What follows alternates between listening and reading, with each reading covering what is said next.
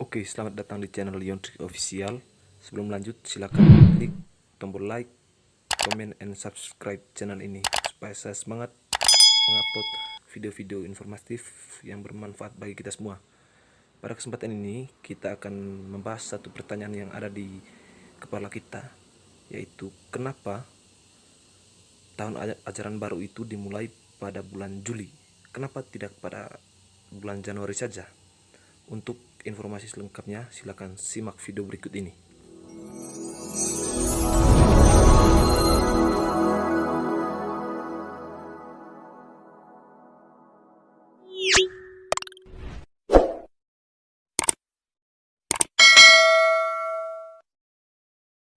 Setelah saya telusuri bahwa sebenarnya pendidikan di Indonesia pada awalnya menetapkan bulan Januari sebagai awal tahun ajaran baru dan bulan Desember sebagai akhir tahun ajaran.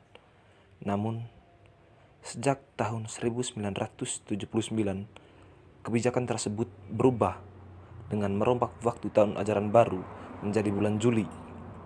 Hal tersebut ditandai dengan Undang-Undang Nomor 0211-U-1978 yang mengatur tentang pengunduran tahun ajaran baru, yaitu memulainya di bulan Juli dan mengakhirinya di bulan Juni. Perubahan tersebut terjadi saat Det Joseph menjabat sebagai Menteri Pendidikan dan Kebudayaan.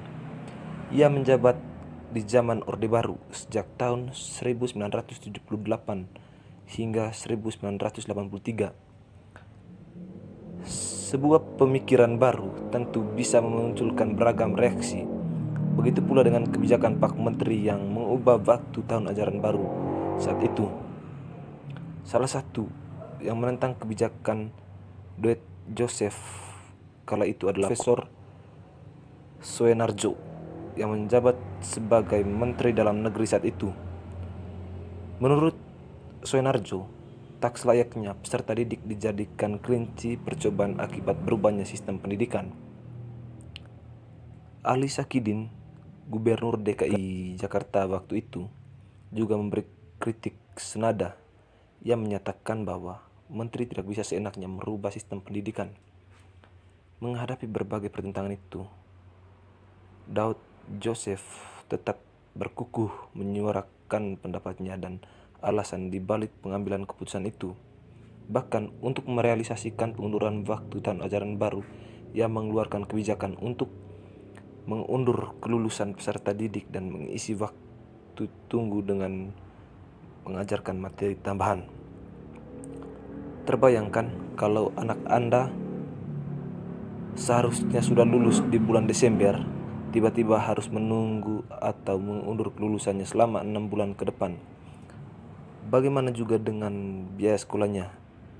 Daud Joseph juga membuat keputusan bahwa murid hanya perlu membayar 50% biaya SPP selama jeda waktu pengunduran tahun ajaran baru.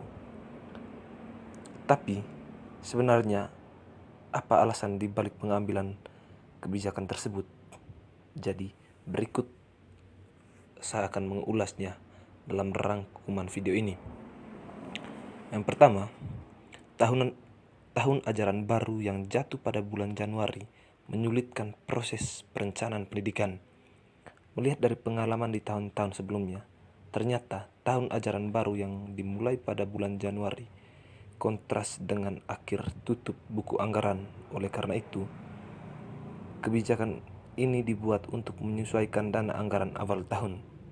2. Mempertimbangkan penetapan ajaran baru di luar negeri. Daud Joseph kala itu mempertimbangkan masa depan anak-anak Indonesia yang ingin melanjutkan sekolah ke luar negeri. Pasalnya, tahun ajaran baru di luar negeri rata-rata dimulai pada bulan Juni, sehingga kebijakan tahun ajaran baru diharapkan bisa memudahkan peserta didik Indonesia yang ingin melanjutkan sekolah ke luar negeri. 3. Libur panjang bulan Desember bertepatan dengan musim hujan. Selain dua hal di atas, salah satu yang menjadi pertimbangan Pak Menteri adalah kondisi cuaca di Indonesia.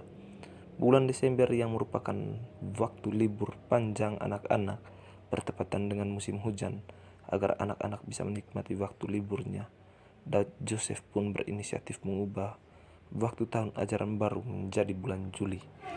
Jadi itu penjelasannya teman-teman, kenapa bulan Juli ditetapkan menjadi bulan untuk tahun ajaran baru.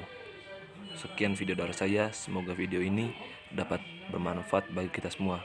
Silakan klik tombol like, comment, and subscribe untuk mendukung channel ini supaya lebih berkembang lagi ke depannya dalam mengupload video-video yang informatif bagi kita semua.